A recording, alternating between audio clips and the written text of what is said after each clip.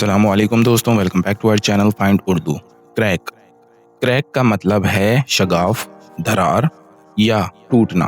Crack का मतलब होता है किसी चीज का टूटना या उसमें हल्की दरार का आ जाना।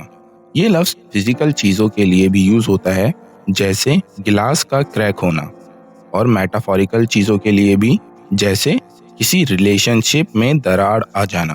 क्रैक का मतलब है किसी चीज का स्ट्रेंथ खो देना। ये अक्सर किसी चीज के डैमेज होने की शुरुआत होती है। फॉर एग्जाम्पल, बिल्डिंग के फाउंडेशन में क्रैक देखा गया। The mirror had a small crack in one corner. आईने के एक कोने में छोटा सा शगाफ था।